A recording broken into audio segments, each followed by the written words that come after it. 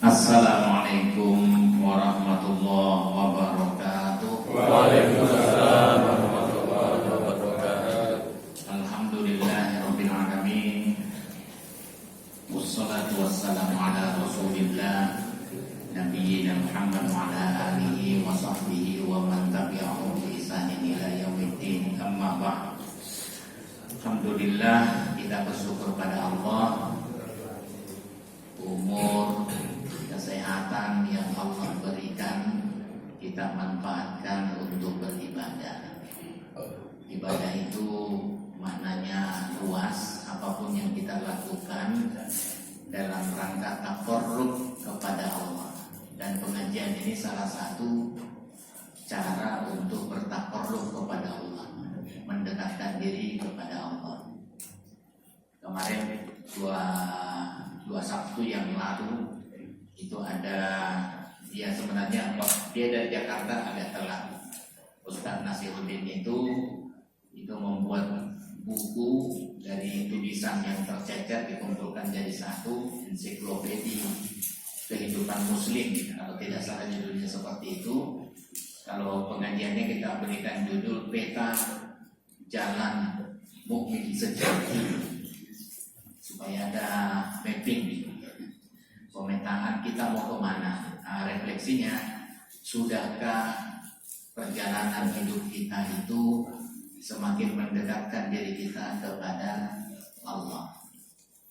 Karena kita tidak tahu kapan kita kembali kepadanya, ya. Tapi tentu kita berharap kalau bisa, misalnya Allah panggil kita, tidak usah mampir di nerakanya. Na'udzubillah, ya, kalau bisa langsung masuk surga saja, bighairi hisab. Amin. Ya. Hari ini kita ngaji salah satu ibadah yang pokok menurut Nabi Sallallahu Alaihi Wasallam adalah as-salat. Rasul Amr al-Islam. Jadi mahkotanya segala perkara itu Islam. Wa umuduhu as-salat. Sedangkan tiangnya adalah salat. Kalau dalam ungkapan lain, as-salatu imaduddin. Salat itu tiangnya agama. Ya, tegaknya agama kita itu kalau salatnya tegak, bukan hanya sekedar melaksanakan ritual tanpa makna, tanpa dampak pada persoalan kehidupan pribadi kita dan kehidupan di keluarga kita, kehidupan kita ketika bermasyarakat, tapi luas bahkan untuk dunia.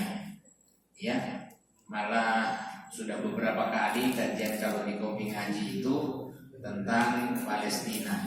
Ya, kemarin bagus sekali tafsirnya Ustaz Takdir Ali Mukti, mencandra dunia, mencandra Palestina, ya, dengan tafsir Quran dan kebijakan lokal, ya, sampai-sampai Aryo Panangsang diikut-ikutkan.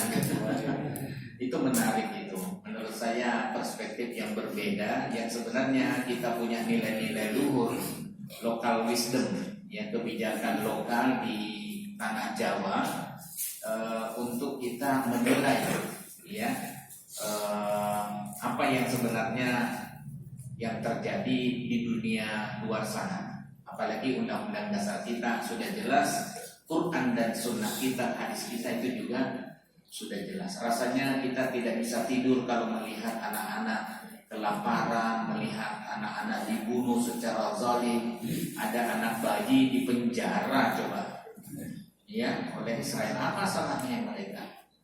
Ya, sudah ada deklarasi damai Trump yang ditandatangani oleh Presiden Amerika Serikat untuk gencatan senjata. Tetapi apa yang terjadi? Ya, Israel betul-betul rebel, tidak menepati. Memang sudah diduga kuat dia tidak akan menepati perjanjian itu. Harusnya kan Trump tersinggung, ya, dunia tersinggung. 142 banyak kalau nggak salah itu 140-an yang mendukung kemerdekaan Palestina, tapi ya kelihatannya cuman apa bahasa Cina-nya ya contoh bahasa Cina-nya cuma ngomong-ngomong ya cuman ya mulut doang, tapi mana aplikasinya? Harusnya kan dalam Islam itu kan kita tidak hanya sekedar meyakini dalam hati, mengucapkan secara lisan, saya tidak setuju dan mendoakan sudah bagus, itu sudah senjata terakhir orang Islam ini, ya senjata terakhirnya orang Islam ketika dia tidak bisa berbuat apa-apa dan kalau misalnya melakukan sesuatu sangat berisiko untuk jiwanya, ya sudah doa saja. Paling tidak kita tidak setuju tentang penjajahan. Coba bayangkan kalau bagaimana keluarga kita, tanah kita dirampas oleh orang yang punya kekuatan senjata dan kita tidak berdaya. Ya besok-besok Allah tanya kita apa yang sudah kamu perbuat untuk mereka. Kita alhamdulillah sudah aman, ya, sudah jauh lebih aman ya alhamdulillah. Ya, nah, adakah kepedulian kita dengan saudara kita yang di sana? Dan tapi kita mulai dari situ, ya, mulai dari keluarga kita aman, nyaman, tetangga kita tidak ada yang kelaparan, ya, kita peduli. Nah itu semua min asaris sujud, bekas sujud kita itu yang berdampak di sekitar kita. Bukankah Mbah Dahlan itu sudah ngajarin kita, ya, tentang al-maun itu? Maaf. Alhamdulillah. Ya, dikemong. Ya sudah lah. Nah, sampai mengulang-ulang al-maun itu fawaidul musallin, celakalah bagi orang yang sholat. Ya, orang sholat yang bagaimana? Ya, alladzina hum an sholatihim sahun, yang lalai, tidak mengerti makna kenapa Allah menyuruh kita sholat, supaya ada pengaruh pada diri kita. Nah, diri kita sudah baik, berpengaruh kepada sekitar kita. Sholat kita harus mampu memperbaiki diri kita. Ya itu, itulah namanya min asaris sujud. Ya, sekitar kita. Nah, tapi mari kita perbaiki sholat kita. Jadi ketika Nabi Shallallahu Alaihi Wasallam bilang sallu kama ra'aitumuni usolli, sholat kamu sebagaimana kalian melihat aku sholat, itu sebenarnya bukan hanya tata caranya, gerakan dan bacaannya. Ya, dalam gerakan, dalam bacaannya itu ada doa yang apa ya, yang menggugah diri kita. Apalagi kalau kita baca doa iftitah yang panjang itu, ya, inna sholati, kan ada itu ya, inna sholati wa nusuki wa mahyaya wa mamati lillahi rabbil alamin la syarika lahu wa bidzalika umirtu wa ana minal muslimin. Itu dahsyat itu kalau kita paham apa yang kita ucapkan. Sesungguhnya sholatku, pengorbananku, hidup dan matiku hanyalah untuk Allah, Tuhan seru sekalian alam, Tuhan pencipta dan pemelihara alam semesta ini. La syarika lahu, tidak ada sekutu baginya. Ya, dan karena itu saya diperintahkan untuk menjadi bagian orang muslim berserah diri kepada Allah. Apa yang kita membanggakan ketika Allah memanggil kita? Enggak ada. Sekuat-kuatnya kita, setinggi-tingginya jabatan kita, sepreman-premannya kita, kalau mati apa? Enggak ada lagi yang dibanggakan. Ya, enggak ada lagi yang dibanggakan. Nah, cuman iman dan amal soleh kita.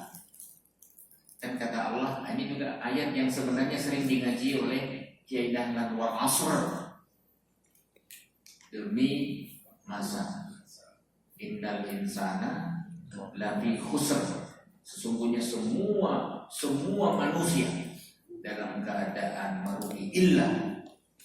Ya, biasanya di cara bacanya sampai illa, baru kemudian diulang lagi illal ladzina amanu wa amilus solihati wa tawasaw bil haqqi wa tawassaw bis sabr. Jadi kecuali orang-orang yang tetap beriman,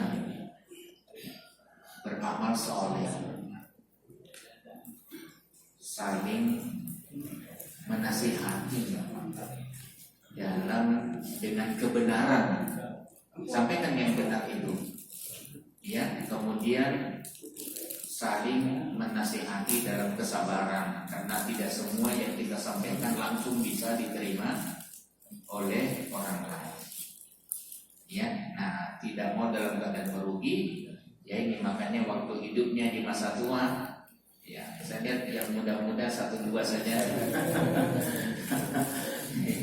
Tapi yang harus kita ingat, ya alhamdulillah kita masih diberikan usia yang sampai sekarang, ya, masih bisa menikmati sampai mungkin melihat anak cucu kita menikah, ya. Alhamdulillah. Yang muda-muda mungkin masih tidur nyenyak di sana, apalagi hujan, enaknya tidur memang. Ya tarik selimut gitu, ya. Tapi kok bapak ibu ngaji dulu, aneh ini. Nah baik, saatnya kita belajar tentang sholat. Jadi itu kalau kita baca hubungan sholat, wah pasti berdampak kebaikan pada diri kita, ya. Nah kali ini saya mau buka tanya jawab saja yang lebih panjang, ya. Tata cara sholat sampai dampaknya, ya, gerakan bacaannya. Ada satu yang saya sudah masukkan dalam buku saya ini. Ada 3 sih yang saya perbarui dari buku sholat sesuai tuntunan Nabi, ini sudah cetakan 19, alhamdulillah, ya. Terus salah satunya itu karena kita ahli sholat malam insya Allah, ya. Ada doa setelah witir, apa itu? Subhanallah malikil qudus, 3 kali, ya. Subhanal malikil qudus, subhanal malikil qudus. Itu hadisnya sahih. Cuman tambahannya itu Rabbil malaikati warruh. Hasil penelitian terakhir saya di disertasi tahun 2020 kemarin, di tahun yang lalu. Sebenarnya 2019 saya sudah temukan dan saya sudah konsul sama ketua majelis tarji waktu itu, Prof. Samsul Anwar. Nah, Prof. Samsul Anwar saya bilang begini, ada 3 yang terpaksa saya harus berbeda dengan keputusan majelis tarji. Ya, yang pertama itu tentang kalimat tasbih, as-salatu khairum minan naum, itu kan 2 kali, ya. 2 kali kan? Kalau subuh itu loh, azannya 2 kali waktu subuh. Cuman di mana letak kalimat tasbihnya itu? Ya memang tarjih memberikan beberapa pilihan sih. Ya, ada yang tapi yang jelas tarjih mengatakan azan subuh itu 2 kali. Itu yang jelas. Kalau di masjid ini berapa kali? 1 kali. Kalau di masjid bapak-bapak ada nggak yang 2 kali? Tidak sesuai tartib berarti. Iya, kalau bapak ke umroh atau haji di Saudi sana, tempat lahirnya Nabi, di Makkah, di Madinah, tempat besarnya Nabi SAW, itu berapa kali azan subuhnya? 2 kali. Keputusan tarjih itu juga 2 kali. Mengenai as-sholatu khairum minan naum, intinya tarjih membolehkan dua-duanya. Keputusan pertama pada saat mancing, pas masuk waktu subuh, as-sholatu khairum minan naum. Keputusan terakhir itu pada azan awal, ya. Kemudian karena ada yang bertengkar, kemudian tarjih bilang begini dalam tanya jawab itu, kalau tidak mau bertengkar azannya 1 kali aja daripada bertengkar hanya dalam masalah penempatan di mana as-sholatu khairum minan naum disebutkan. Tarjih bilang 1 kali aja. Itu dalam fatwanya, tapi dalam putusannya sebenarnya 2 kali. Ya saya cenderung pada keputusan awal. Yang pertama dulu di Palembang itu, di mana kalau tidak salah itu. Ya, kenapa? Karena ya itu memang yang paling kuat. Ya, untungnya tarjih itu tidak kemudian menghilangkan putusan awal. Ketika dia mengatakan memutuskan kalimat tasbih itu ditempatkan pada azan awal, tapi ketika ada perdebatan pertanyaan, tarjih mengatakan tapi kami tidak menghapuskan keputusan yang pertama dulu, jadi tetap berlaku, dipilih saja lah. Ya, tapi kalau bisa sih azannya 2 kali. Tapi dalam praktek saya menemukan 95% Masjid Muhammadiyah di Yogyakarta. Penelitian saya banyak ya, karena saya libatkan mahasiswa saya di ekonomi syariah itu. Karena saya mengajar ilmu hadis, coba teliti, ternyata hanya 1-2 masjid yang 2 kali azannya. Selebihnya 95% itu azannya cuma 1 kali. Yang kedua, sholat malam itu temuan saya itu tambahan doa setelah Subhanal Malikil Quddus 3 kali itu sahih. Rabbil malaikati waruh itu penelitian saya dhaif jiddan. Ya, saya sudah sampaikan ke majelis tadi, tolong dikritisi, jangan-jangan saya salah. Tapi sampai sekarang belum ada pembahasan lebih lanjut. Harusnya segera diteliti saja, karena ini masalah ibadah, dan ibadah itu kita tidak tunggu. Apakah ibadah kita menunggu putusan? Kan tidak. Baik, jadi itu saja. Oh, kalau bagaimana yang panjang? Subuhum Quddus Rabbuna wa Rabbul Malaikati waruh, itu malah tidak ada hadisnya sama sekali. Ya, tidak ada hadisnya sama sekali. Jadi tidak usah. Nah, baik, sekarang waktunya tanya jawab. Ada waktu sekitar 32 menit. Monggo, Bapak Ibu juga boleh, yang di luar boleh. Ini saya jamaahnya terlalu banyak, masjidnya kecil. Ya. Monggo, kalau ada langsung ditanya saja. Kalau tidak lewat surat catatan atau lewat WA, siapa MC-nya? Monggo, langsung ya. Ada? Ada yang mau ditanyakan, silakan.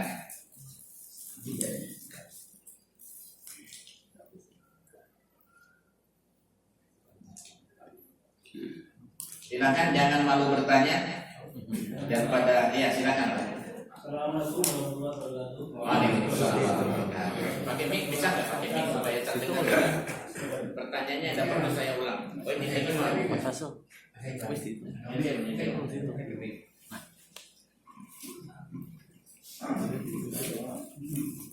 Assalamualaikum warahmatullahi wabarakatuh.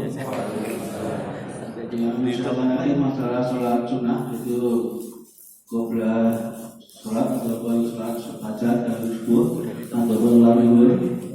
Ini apakah sholat itu dilaksanakan harus menunggu azan ataupun sholat isya atau subuh, maupun lalu itu kalau kita sholat sunnah itu apa harus setelah azan atau tidak?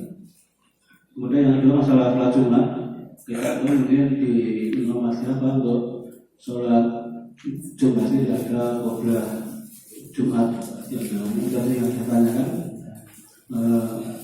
Assalamualaikum warahmatullahi wabarakatuh. Waalaikumsalam warahmatullahi wabarakatuh. Langsung mau nggih, tes 1 dan 3. Tes 1 dan 3.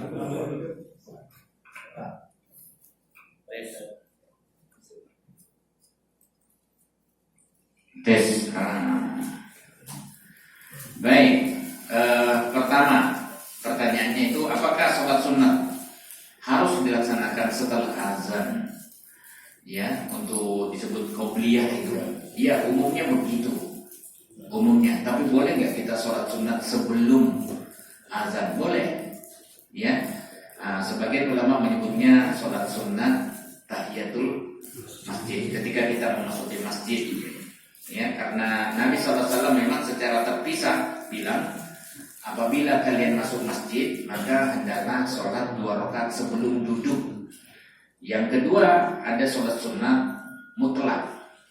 Ya, sholat sunnah mutlak itu bisa kita kerjakan.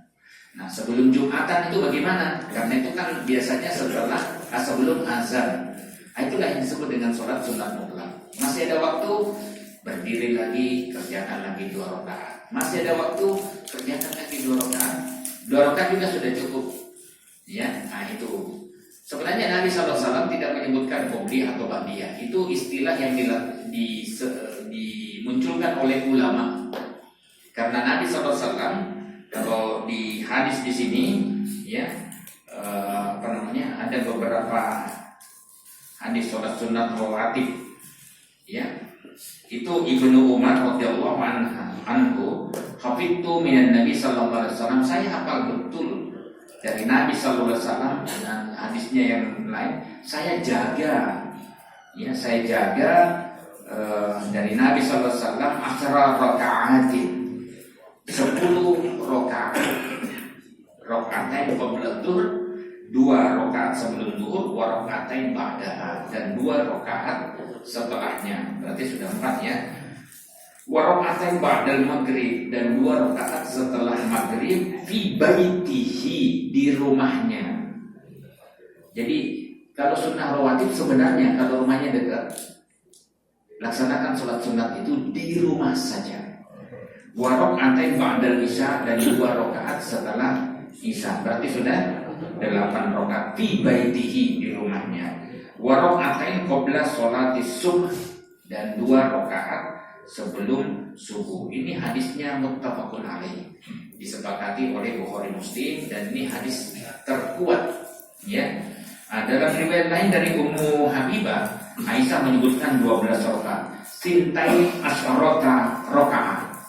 Jadi 12 rakaat dengan menambahkan sholat sunat sebelum zuhur 4 rakaat.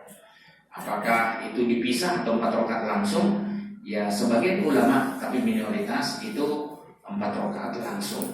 Nah, tapi kalau kita umumnya kita pahami 2 rakaat salam, 2 rakaat salam lagi. Gitu ya. Kemudian ada juga yang menambahkan di tempat yang lain, ya, termasuk yang tidak ditinggalkan Nabi SAW bersama dengan sholat sunat fajar. La yada'u arba'an qabla dzhur wa rak'atain qabla al-ghada atau qabla fajar, ya. Jadi itu, jadi 4 rakaat sebelum zuhur dan 2 rakaat sebelum fajar, ya. Saya kira itu. Jadi tidak harus memang dikerjakan setelah azan sebelum kita sholat, ya. Pokoknya kerjakan saja, kalau bisa 2 rakaat, masih sempat 2 rakaat. Jumat, ya, ada yang ngakali pakai hadis yang muncul di masa Utsman bin Affan, ya. Utsman bin Affan itu umat Islam tambah banyak, kemudian Utsman dengan sahabat berinisiatif karena orang tambah sibuk di pasar, ya. Sementara pada masa Nabi SAW itu tidak ada azan 2 kali sebelum Jumat. Di masa Nabi SAW, Abu Bakar dan Umar itu azannya cuma 1 kali. Nah, kemudian di masa Khalifah Utsman bin Affan ditambahkan ada yang azan di pasar, di tempat tinggi. Untuk apa? Supaya mereka segera bersiap-siap untuk ke masjid. Karena khutbah itu penting, ya, khutbah itu penting. Jangan hanya mengambil intinya, 2 rakaat saja, sah, tidak ikut khutbah, sah, ya, tidak masalah. Tapi di mana letak keutamaannya, gitu, ya. Bahkan Imam Syafi'i bilang ya tidak sah, dia harus ikut Jumatan mendengarkan khutbah walaupun tidur di dalam pada saat khutbah Jumat, ya. Tapi dia harus ikut di sana. Nah, sehingga dia bilang 2 rakaat. Kenapa Jumat itu 2 rakaat? Menurut Syafi'iyah, karena sudah dimulai dengan khutbah. Khutbah itu adalah pengganti 2 rakaat yang lain. Nah, jadi hanya 2 rakaat saja. Memang ada hadisnya, tetapi hadisnya maqtu'. Saya sebutkan di sini. Hadisnya maqtu'. Jadi tidak sampai pada Nabi, melewati sahabat langsung kepada Nabi sallallahu alaihi wasallam. Berarti kan hanya sampai pada tabi'in saja. Tidak sampai sahabat, apalagi sampai kepada Nabi sallallahu alaihi wasallam. Nah, jadi itu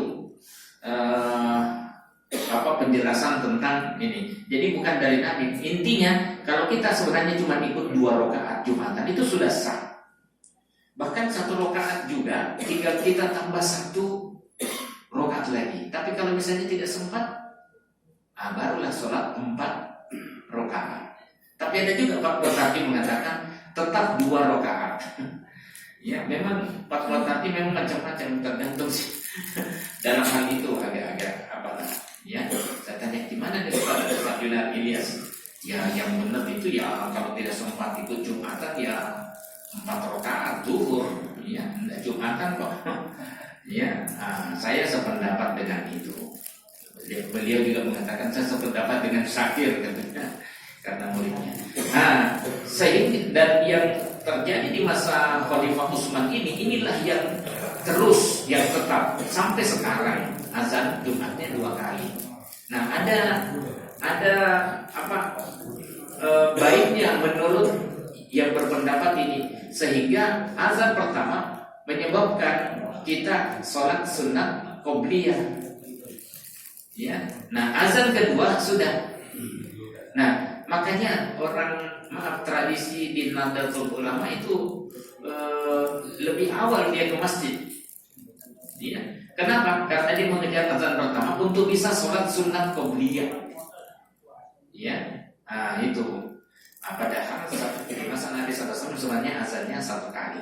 Ketika sound system mic sudah bisa sampai ke pasar, ketika kita sudah punya headphone yang kadang azan di setting, di instan supaya bisa azan sendiri pada saat masuk waktu, sebenarnya tidak perlu lagi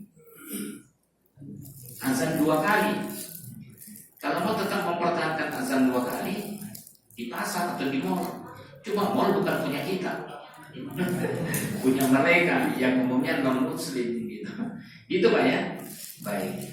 Tapi ada sih 2 rakaat dilaksanakan oleh Nabi Sallallahu Alaihi Wasallam sebelum azan subuh ada. Ada hadisnya. Apakah itu salat yang sehingga orang berpendapat bahwa akhir sholat malam itu tidak harus 3 rakaat, tidak harus witir. Tidak juga, sebenarnya itu sudah terpisah. Sholat sunnah mutlak. Nah itulah yang dilakukan oleh Abu Bakar radhiyallahu anhu. Abu Bakar itu kan sebenarnya sholat malamnya dia lebih banyak di awal malam, kecuali pada saat Ramadan.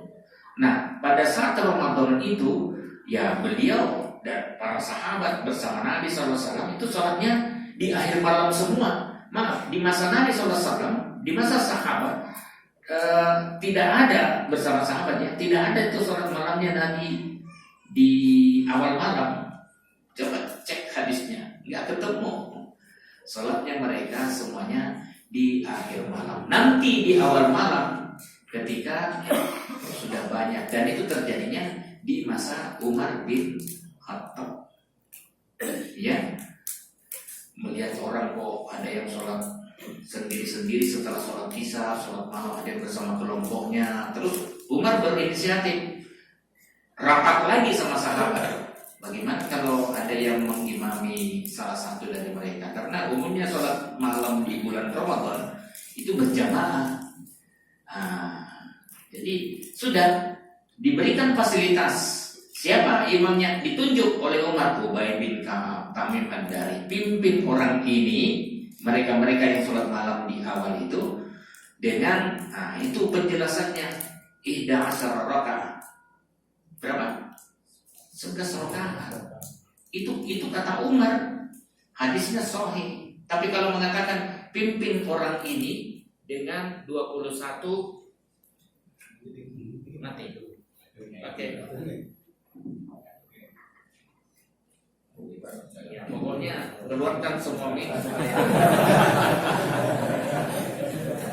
Kenapa bisa mati sendiri? Baterai. Oh saklar. Oh iya. Saklarnya mati. Karena yang tidak kelihatan. Pimpin orang itu dengan 11 rakaat bergantian. Ya setelah ini baru Ubay bin Ka'ab Tamim Ad-Dari. Ya, jadi makanya itu tidak usah khawatir di sana tidak mungkin ketinggal.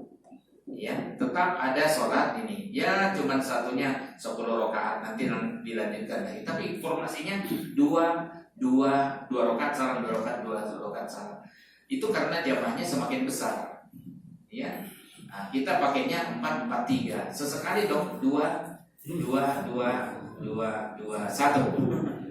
Iya, kalau guru kami itu ya kita tidak kaget karena guru kami itu Pak Prapto Ibnu Juragan Allah yarhamni itu mempraktikkan semuanya 4-4-3 ya 2-2-2-2-2-1 4-3-6-3 dan bacanya panjang Pak. Panjang sampai bergetar kakinya kita itu saking panjangnya. Kadang-kadang mau nabrak waktu sahur itu. Pak Heru mungkin mengalami ya. Nah, saya kira gitu Pak ya. Baik, matur nuwun. Ada yang lain? Ada Pak. Silakan. Ibu-ibu boleh tanya, mungkin WA-nya siapa yang ditembus? Ya, WA-nya Pak, saya kira ada Pak. Oh, Oke. Dari ibu-ibu. oh, oke, monggo. Assalamualaikum warahmatullahi wabarakatuh. Waalaikumsalam. Ada 2 pertanyaan yang akan saya sampaikan. Pertama, dalam bacaan tasyahud, di sana saya lihat ada 2 versi, yaitu pada Allahumma sholli ala Muhammad wa ala ali Muhammad. Kemudian kama sholaita ala Ibrahim langsung wa ali Ibrahim. Ada juga kama sholaita ala Ibrahim wa ala ali Ibrahim. Itu kami mohon dijelaskan yang istilahnya apakah kedua-duanya lazim dibaca atau tidak. Kedua, pada sholat tarawih itu antara jeda itu ada yang biasa membaca doa asyhadu an la ilaha illallah wa asyhadu anna Muhammadar Rasulullah. Oh, astagfirullah. As'aluka jannah wa a'udzubika minan Allahumma innaka tuhibbul afwa. Ada yang tidak.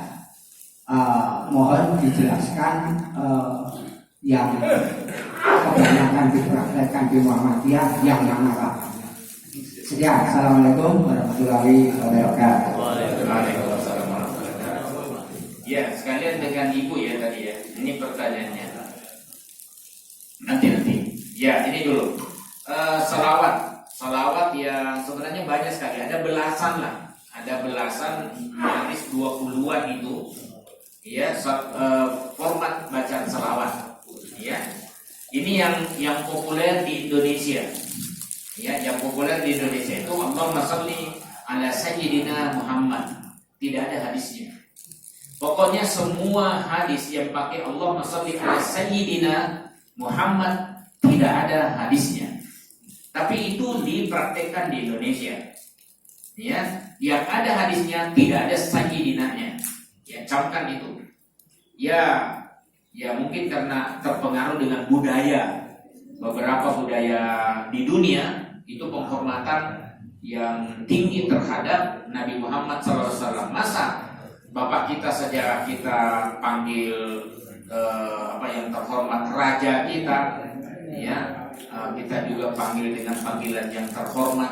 Masa pada Nabi SAW yang kita mengharapkan syafaatnya, pertolongannya, ya junjungan kita malah langsung panggil nama.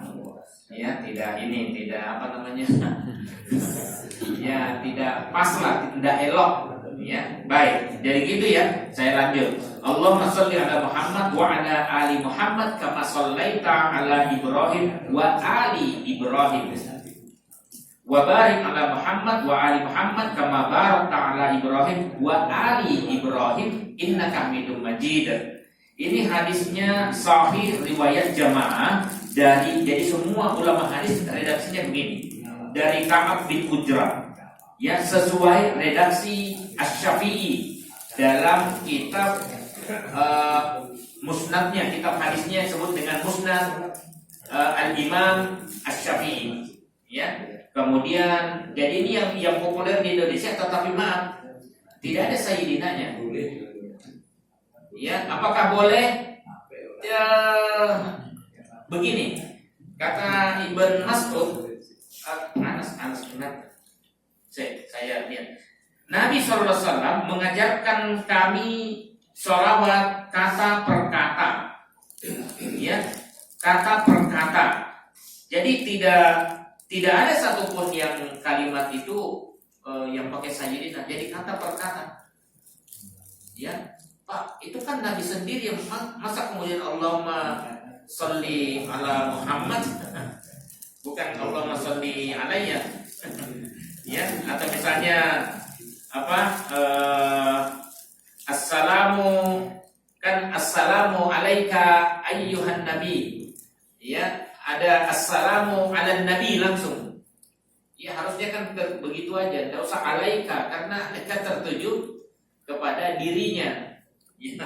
Tapi itulah yang dibaca, yang diajarkan oleh Nabi Sallallahu Alaihi Wasallam kepada Ibn Mas'ud, ya, kepada Ibn Mas'ud. Jadi Ibn Mas'ud bilang, kami diajarkan kata per kata. Sebenarnya dapat ini diawali sebabul wurud hadis ini, bahwa latar belakang Nabi Sallallahu Alaihi Wasallam mengajarkan assalamu alaika ayyuhan nabi, karena sebagian sahabat mulanya ada yang menyebut assalamu ala nabi, ya. Nah, kemudian dikoreksi oleh Nabi SAW, sesungguhnya Allah itulah assalam.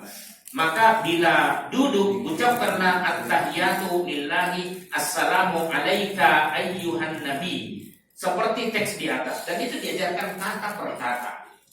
Nah, itu harusnya. Kemudian sebagian besar redaksi di atas setelah kama sholaita atau kama barokta, lanjutannya adalah ala ali Ibrahim sebagiannya. Jadi sebenarnya redaksinya macam-macam. Kalau tadi kan yang di atas yang saya sebutkan kan kama sholaita ala Ibrahim wa ali Ibrahim. Nanti kama barokta ala Ibrahim wa ali Ibrahim. Ada nanti yang langsung, ya, setelah kama sholaita langsung ala ali Ibrahim, tidak ke nabinya langsung Ibrahim. Sebagiannya lagi kalimatnya mengatakan wa ala ali Muhammad, diganti menjadi wa azwajihi wa dzurriyyatihi. Jadi ali Muhammad itu digantikan Allahumma shalli ala Muhammad wa azwajihi wa dzurriyyatihi. Jadi pada para istrinya dan anak turunnya. Jadi kalau kita membaca salawat seperti ini, ada semua hadisnya. Yang penting ada hadisnya, tercover dalam hadis yang sahih. Dan ini hadisnya Bukhari, Abu Dawud, An-Nasa'i, Ibnu Majah, dari Abu Humaid As-Sa'idi, sahabat Ansor. Jadi silakan saja. Makanya saya katakan, ya, kita ini juga pencinta Nabi, kita juga pencinta keluarga Nabi. Karena kita juga kadang-kadang, kalau saya, ya, kadang-kadang saya ucapkan yang doa salawat seperti ini, ada hadisnya. Ya, kemudian ada beberapa redaksi hadis ya yang menyisipkan an-nabiyil ummi. Allahumma sholli ala Muhammad an-nabiyil ummi, nabi yang ummi, ada juga. Sekalian saya sebutkan beberapa redaksi, dan ada beberapa redaksi menambahkan di akhir doa fil alamina innaka hamidum majid. Kalau di Muhammadiyah kan kebetulan tidak mencantumkan fil alamina, tapi bukan berarti Muhammadiyah anti atau menolak fil alamina. Kata Muhammadiyah, selama masih ada dasar hadisnya, ya, tidak apa-apa. Ya, tidak disebutkan dalam contoh tarjih, tidak ada masalah.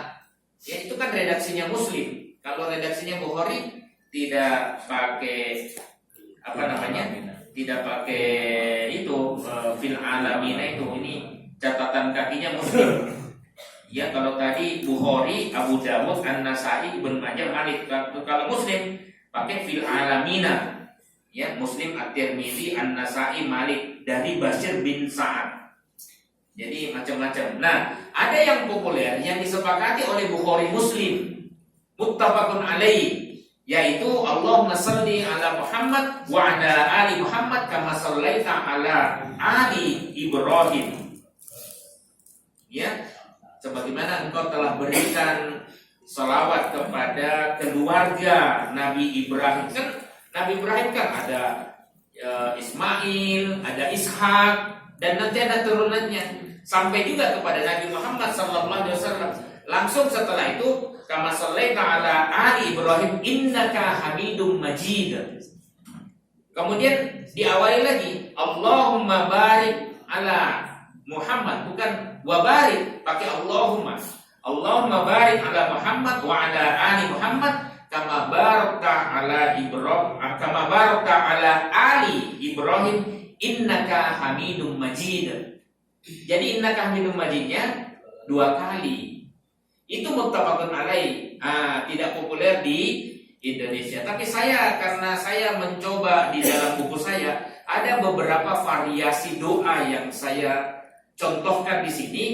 Untuk apa? Pertama, supaya kita kalau bisa dihafalkanlah itu beberapa variasi itu. Yang kedua, kalau kita menemukan doa yang berbeda dengan yang biasa kita ucapkan, orang kaget. Ada tuh pingsan. Tidak kaget. Oh, ada juga hadisnya. Sama dengan ketika tayamum, kan karena kelihatan ya. Jadi tayamum kita itu kan rata-rata tepuk sekali, tiup, setelah itu ya tidak bunyi juga nggak apa-apa. Kemudian setelah itu wajah, kemudian punggung telapak kedua tangan. Selesai. Bacanya sama, syahadat, asyhadu an la ilaha illallah wa asyhadu anna Muhammadan, sama dengan wudu. Ya, nanti kita temui hadisnya juga sahih, ya, Bukhari juga. Tepuk sekali, dikibaskan, ya, kemudian setelah itu tangan dulu, baru kemudian tangan punggung telapak tangan kanan, punggung telapak tangan kiri, baru kemudian ke wajah. Terbalik. Nah, kadang kita melihat itu di Mekah, di Madinah, tidak ada masalah. Itu juga ada hadisnya. Ya, ada hadisnya. Ya, yang bertayamum seperti itu ketika tidak ada air. Tapi kalau di Mekah kan banyak air ya. Dalam perjalanan dari Madinah ke Mekah. Jadi ya supaya tidak kagetan aja. Yang tidak ada hadisnya itu yang seperti ini. Perhatikan. Ketika kita di mana? Di perjalanan misalnya, di pesawat, karena kan perjalanannya kan 11 jaman ya. Ya, tepuk sekali, tiup, kemudian wajah, tepuk lagi sekali, tiup lagi, jadi 2 kali tepukan, dorbatani atau dorbatain. Setelah itu mengusapkan kedua punggung telapak tangan sampai siku sebelah kanan, kemudian yang kiri juga sampai siku. Ya, jadi tepukan 2 kali dan usapan sampai siku. Hadisnya lemah. Ya, saya sebutkan dalam buku ini. Kenapa? Karena itu yang populer di Indonesia. Ya, hadisnya lemah itu. Jadi yang biasa yang kita praktekkan, ya hadisnya lemah. Ya, yang sahih tadi yang pertama dan kedua. Gitu. Matur nuwun. Saya kira gitu Pak ya, bacanya tadi yang kedua tadi Pak. Satu lagi jeda sholat tarawih itu ada yang pakai asyhadu. Tidak ada tuntunan atau bacaan khusus di sela-sela sholat tarawih. Di sini sepertinya juga saya sebutkan sih ya, wiridan setelah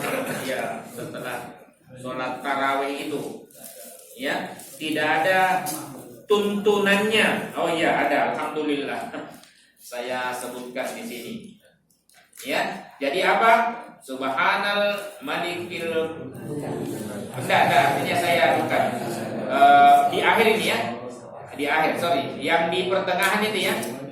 Dari sekian banyak yang merinci tentang tata cara sholat malam, penulis tidak menemukan riwayat yang menuntunkan adanya bacaan di sela-sela istirahat sholat tarawih. Fadlam minallahi wa ni'mah wa maghfiratahu wa rahmah dan seterusnya. Tidak ada. Tapi kalau Anda keliling ke Indonesia, Indonesia Timur, Indonesia Barat, Sumatera, Sulawesi, Papua, Kalimantan rata-rata ada. Ya. Atau penyebutan nama khalifah sampai dengan khalifah keempat yang mustahil disebutkan oleh Nabi SAW itu juga tidak ada. Yang mana mungkin Nabi sebutkan al-khalifatul ula. Kemudian sallu sunnatat tarawih rahimakumullah, itu juga tidak ada tuntunannya. Ya, nanti baca doa-doa di sela yang seperti disebutkan tadi Bapak, itu juga tidak ada tuntunannya. Ya. Asyhadu an la ilaha illallah astaghfirullah as'aluka ridhaka wal jannah wa a'udzu bika min sakhatika wan nar, itu tidak ada hadisnya. Ya, tidak ada hadisnya. Karena kan begini, saya kan coba merangkum yang biasa dilakukan oleh masyarakat, terus saya teliti. Tapi boleh nggak kita menyebutkan itu? Ya, sebenarnya kalau tidak disebutkan saja secara vulgar di sela-sela itu, tapi kalau dipimpinkan seakan oleh masyarakat, oleh jamaah, itu dianggap ada tuntunannya. Masyarakat kita tidak tahu. Masyarakat kan husnudon saja kepada ustadznya, pada kiainya. Ya, saya pernah tanya, itu hadisnya dhaif. Oh iya toh. Kemudian terus kenapa tetap dilakukan? Biar tidak nyenyet. Biar tidak nyenyet. Tapi memang sih setelah itu dihilangkan, kayaknya tarawih agak ada yang hilang. Tidak apa-apa ada yang hilang, asal ya memang itu tidak dituntunkan oleh Nabi SAW. Memang hanya kebiasaan saja. Seperti misalnya ketika doa menjelang buka itu kan, menjelang buka, itu doa itu pasti selalu disebutkan. Padahal banyak doa. Kita diperintahkan, dituntunkan untuk berdoa, karena doa yang termasuk makbul adalah doanya orang yang berpuasa hatta yuftir, hingga berbuka. Jadi perbanyak aja doa. Ya, masalah-masalah kita curhat dan kita minta selesaikan dengan baik oleh Allah. Ya. Nah, itu kira-kira. Ya, matur nuwun. Pertanyaan dari ibu-ibu karena ada yang Pak Setiawan ya. Adakah perbedaan antara tata cara sholat antara laki-laki dan perempuan? Misalnya posisi tangan ketika sujud, siku menjauhi badan untuk laki-laki, untuk perempuan juga, ya, atau justru mendekatkan ke badan. Pernah juga dengar siku di bawah badan. Siku? Oh, dekem. Oh iya, begini, Bapak Ibu, ya. Tidak ada perbedaan secara substantif ya antara sholat laki-laki dan perempuan, kecuali memang dibedakan oleh Nabi SAW. Ya. Apa itu? Cara menyusun shaf perempuan berbeda dengan laki-laki. Yang terbaik bagi laki-laki adalah paling depan, yang terbaik bagi perempuan adalah paling belakang. Nah, kalau ada sutra, ada pembatas, kadang-kadang ada tirai, itu bagaimana? Ulama berbeda pendapat. Ada yang memulai dari tirai itu boleh. Ya, toh Nabi SAW juga ketika di lapangan naik kuda melihat shafnya perempuan, dia ceramah juga. Nah, ada yang shaf-shaf di awal itu. Ya, kemudian tapi normatifnya sesuai dengan hadis Nabi itu, yang paling baik adalah di belakang, paling belakang. Seburuk-buruknya shaf perempuan adalah yang paling depan. Ya, jadi cara mengisinya kalau saya karena seorang hadis yang mulai dari ini. Tapi kalau orang fikih itu biasanya udah kan sudah jelas, yang penting dibatasi dari depannya, silahkan aja lah. Yang penting takmirnya sepakat mau mulai dari mana.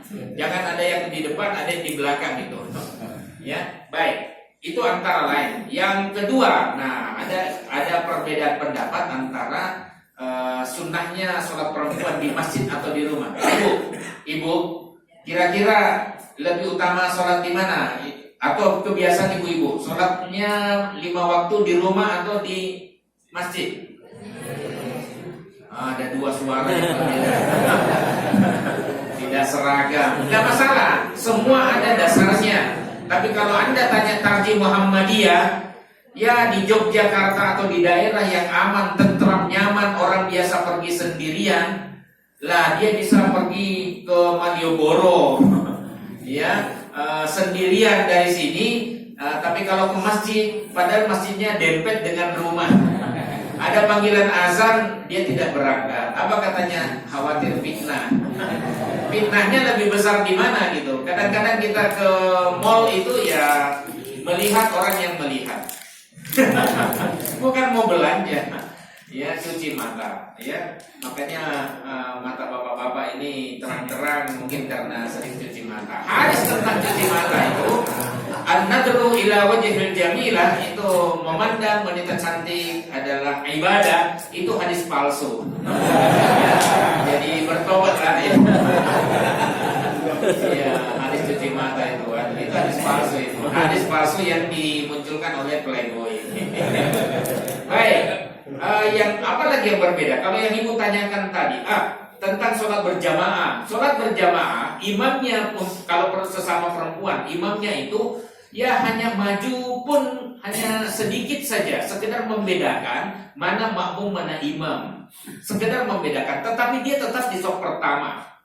Nah, sebagian ulama mengatakan tetap di saf pertama, tidak usah maju, tidak ada masalah.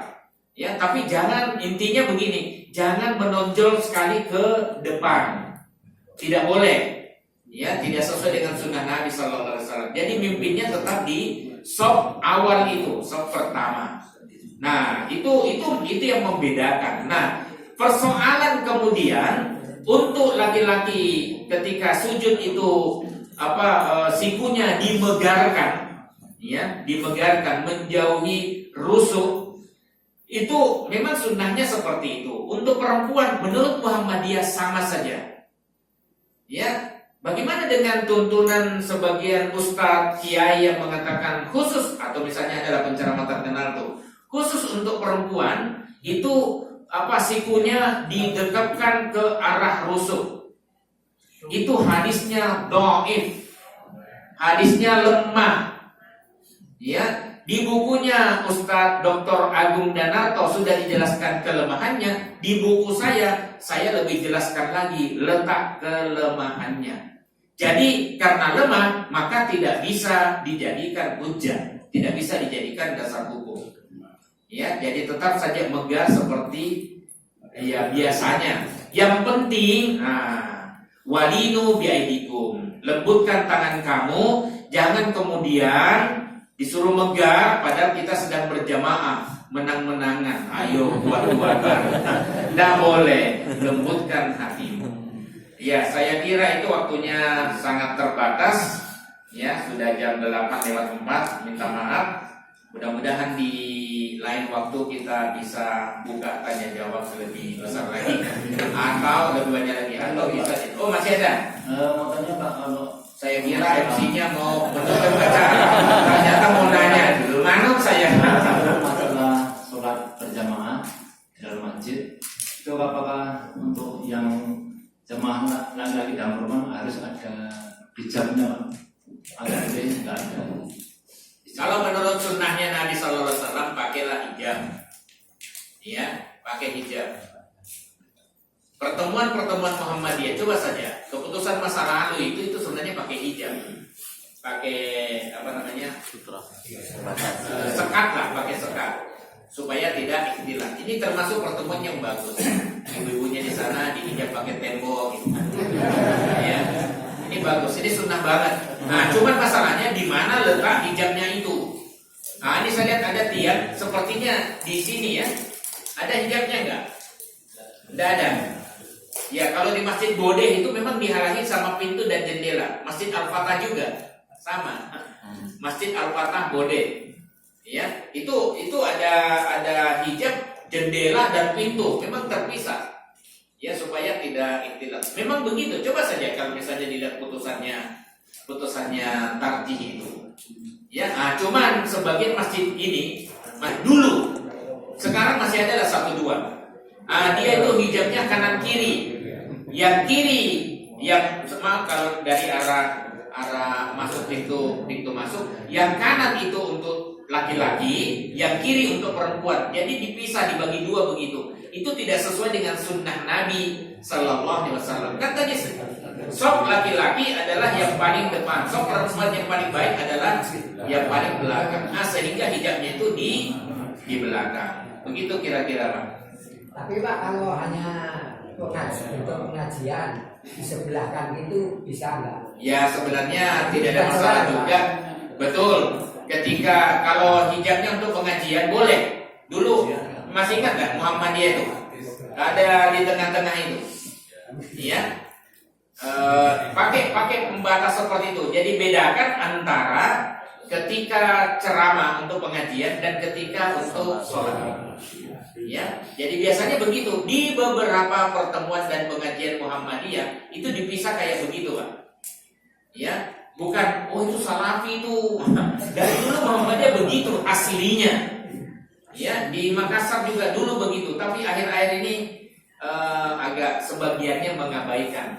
Ya, itu supaya tidak ikhtilat saja, ya, supaya bapak, ibu-ibu bisa konsentrasi ke penceramah, tidak ke jamaah. Ya, ada berondong. Baik, ada yang lain cukup ya? Matur sangat, mudah-mudahan ada manfaatnya. Mudah-mudahan Allah menjadikan ibadah kita semakin baik. Alhamdulillah Muhammad. Allahumma inni ala dzikrika wa syukrika wa husni ibadatika ya Allah. Bantu kami supaya bisa selalu mengingat kepadamu, bersyukur kepadamu, dan bagus dalam beribadah kepadamu. Rabbana atina fid dunya hasanah wa fil akhirati hasanah wa qina adzabannar. Subhana rabbika rabbil izzati amma yasifun wa salamun alal mursalin walhamdulillahi rabbil alamin. Assalamualaikum warahmatullahi wabarakatuh.